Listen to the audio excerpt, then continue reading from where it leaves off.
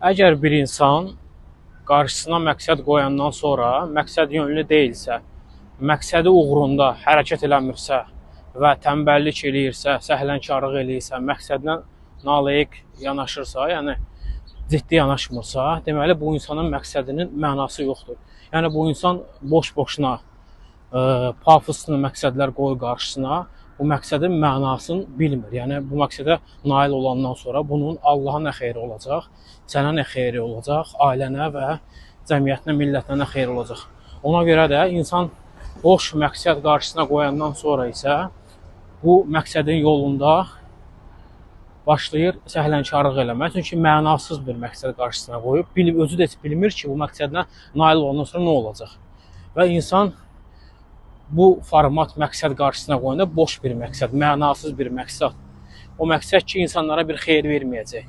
Cəmiyyətə, millətə və Allaha bir xeyri olmayacaq sən o məqsədə nail olanda. O məqsəd yolunda irəliyəndə insan məqsəd yönlü ola bilmir.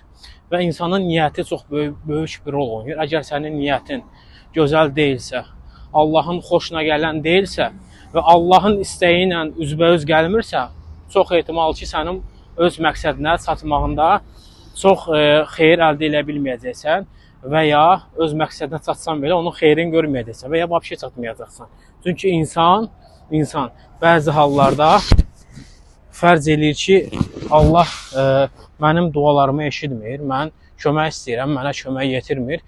Amma halbuki, ola bilər ki, sənin istədiyin bir şey sənin ziyanlı olsun, sən bunu bilməyəsən. Və Allah sənin üçün ondan daha çox xeyirlisin nəsib eləyə bilər. Və sən bunu başa düşmədiyinə görə sən üsyankar bir insan olarsan və Allaha qarşı naümid olarsan. Amma halbuki Allah onun daha yaxşısını səni yetirər. Ona görə qarşınıza məqsəd qoyanda ilk öncə məqsədin mənası olmalıdır. Siz bu məqsədi niyə istəyirsiniz? Bu məqsədə nail olanda sizin kimə və necə xeyriniz dəyəcək və bu yöndə sizin niyyətiniz, yəni hansı niyyətlə bu məqsədi qarşınıza qoymusunuz. Əgər bu sualların hamısına fərqindəliyinə varıb cavab versəniz, səmimi, dürüst, bu yolda siz heç vaxt naümid olmayacaqsınız Allahın izni ilə və həmişə məqsəd yönlü olacaqsınız. Belə videoların ardı gəlməyini istəyirsinizsə, bu kanala abunə olun, videonu paylaşıb bəyənməyi unutmayın.